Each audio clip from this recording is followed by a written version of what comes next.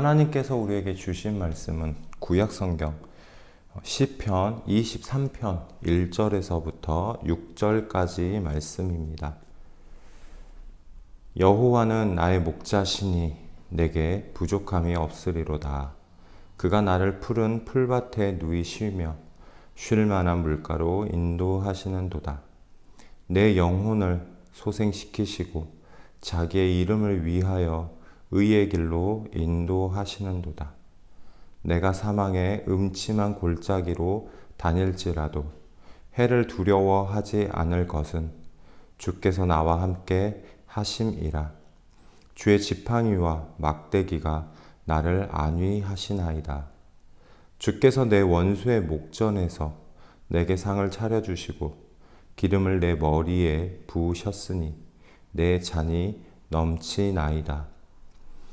내 평생의 선하심과 인자하심이 반드시 나를 따르리니 내가 여호와의 집에 영원히 살리로다.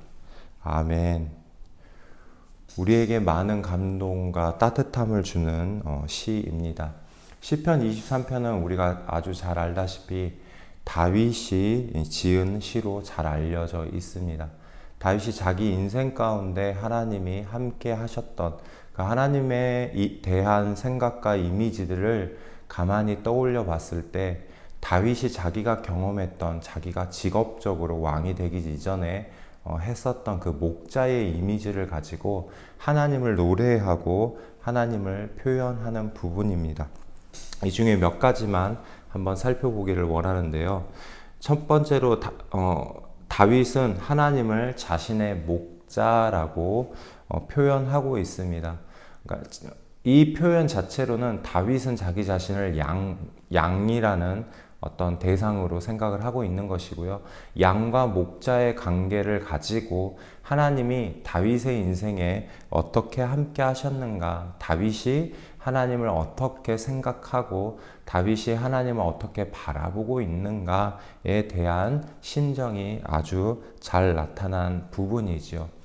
신약 성경 마태복음에 보면 예수님을 선한 목자라고 표현하는 장면이 나옵니다. 근데 그 선한 목자의 이미지 중에는 한 가지는 이런 이미지가 있습니다. 99마리를 놔두고 잃어버린 한 마리 양을 찾으러 다니는 그러한 목자라는 것이죠.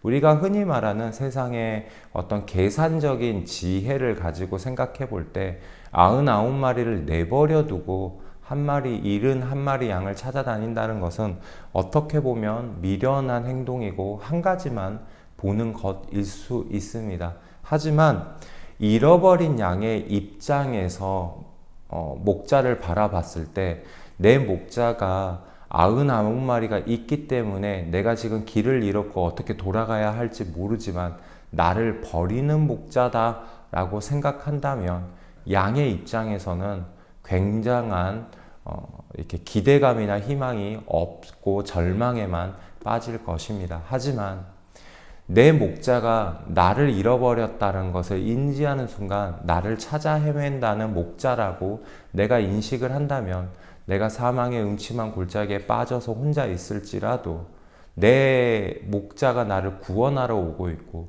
내 목자가 나를 애타게 찾고 있구나라는 마음을 내가 안다면 그 목자를 기다리고 그 목자에게 기대하는 그러한 희망의 마음이 우리의 삶 가운데 가득하겠죠. 그리고 그 목자가 나와 함께 할 때는 2절 말씀처럼 푸른 풀밭에 누이시며 쉴 만한 물가로 인도하신다라고 노래하고 있습니다. 푸른 풀밭이라는 것은 광야에서 양을 키울 때를 가만히 생각해 보면 햇빛이 들지 않아야 좋은 풀밭과 초장이 있을 수 있습니다. 사실 뜨거운 광야에 햇빛이 늘 비추게 되면 수분이 모자라기 때문에 풀이 날 수가 없는 환경이고요. 또한 풀이 난다 한들 이렇게 양들이 먹을 수 있을 만한 흔히 맛있는 풀이 될 수가 없습니다. 부드럽고 먹기 좋아야 양들도 그런 풀을 좋아하겠죠. 그런데요, 악한 목자라고 볼 수도 있겠지만 이 게으른 목자의 경우는 양의 입장에서 크게 생각하지 않는 목자의 입장에서는 그냥 아무런 풀만 찾아서 주면 그거는 목자가 스스로 자기의 할 일을 했다라고 생각할 수도 있겠습니다. 하지만 양이 조금 더 맛있는 것, 양의 입장에서 좋은 것, 양이 좋아하는 것을 살피는 목자라면 조금 더 맛있고 좋고 또 햇빛이 들지 않는 곳을 찾아서 헤매겠죠. 그 양을 데리고 가야 하겠죠. 염소나 양 같은 경우는 발에 굽이 있기 때문에 가파른 절벽도 잘 버티면서 다닐 수 있습니다. 하지만 목자의 경우에는 지금처럼 트레킹화를 신는 것도 아니고 옛날에는 가죽신이었고 끈으로 신을 묶어 있기 때문에 가파르고 척박한 경사진 곳을 다닌다는 것은 목자로서는 생명을 걸어야 하는 영역이기도 합니다. 하지만 양의 입장을 생각해서 햇빛이 들지 않는 곳은 북쪽의 햇빛의 반대편인 북쪽 산기슭 광야의 어떤 산 표면일 테고요. 또한 햇빛이 잘 들지 않으려면 이 산기슭의 벽면이 가팔라야지 좋은 풀이 나겠지요. 그런 곳을 목자는 다닌다라고도 볼 수 있겠습니다. 쉴만한 푸른 풀밭에 간다는 것은 목자가 자신의 입장에서 편한 곳을 찾아다니는 것이 아니라 양이 좋아하고 양을 기쁘게 하고 양에게 알맞는 곳을 목자가 찾아다니고 그런 곳으로 인도한다라는 의미도 포함되어 있습니다.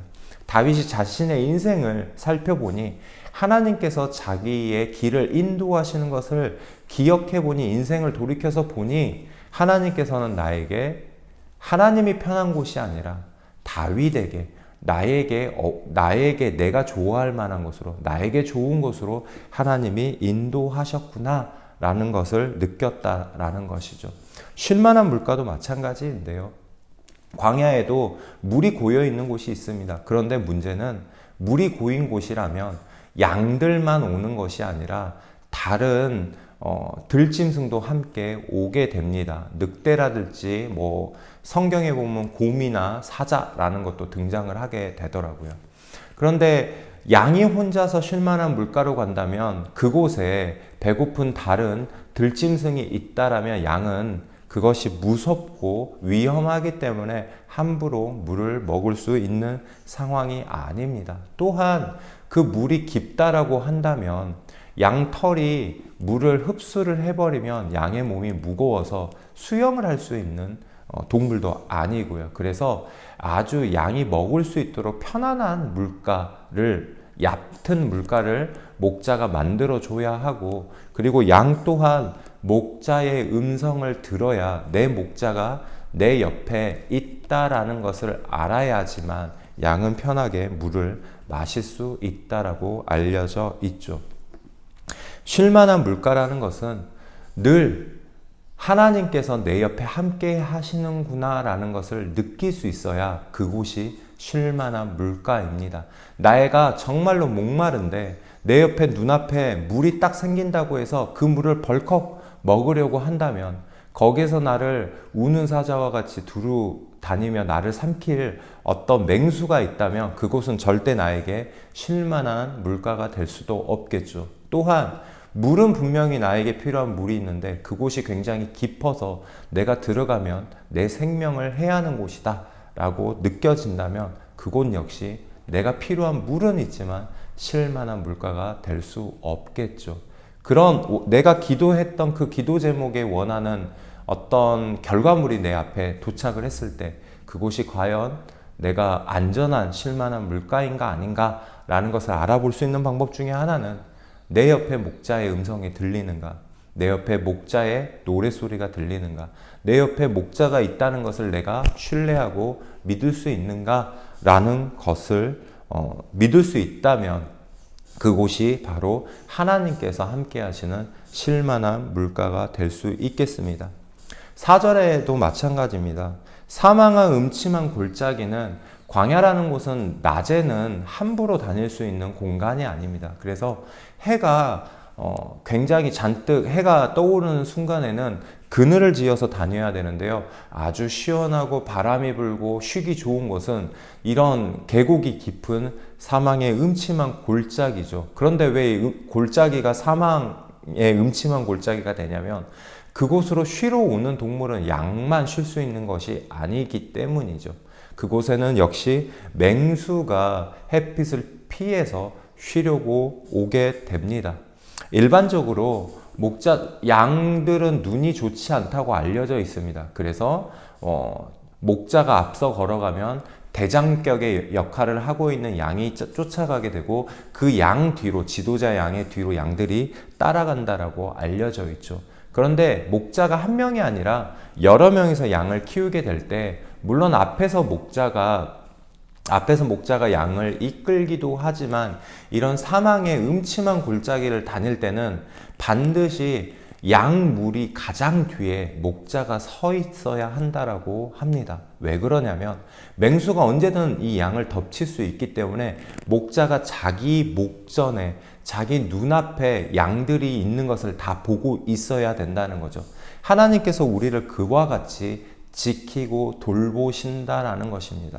하나님께서 아무리 이 근처에 맹수들이 다니면서 하나님의 백성들을 삼키려 할지라도 하나님께서 우리를 눈동자와 같이 늘 보살피시고 지켜주신다라는 것을 다윗은 경험을 하고 그것을 목자에 빗대어서 이렇게 노래에 담고 있는 장면입니다.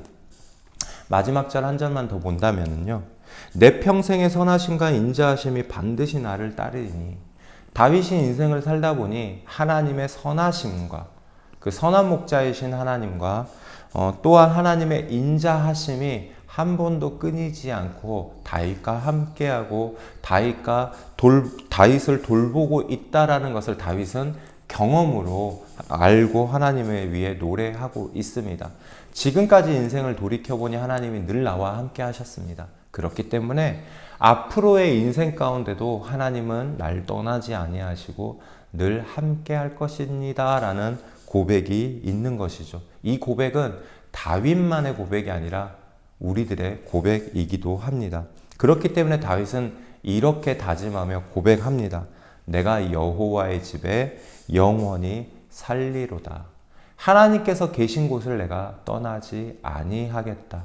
하나님께서 함께 하시는 그곳에 내가 붙잡고 그곳을 떠나지 않겠다라고 하는 다윗의 다짐이 강력하게 나타나는 구절입니다.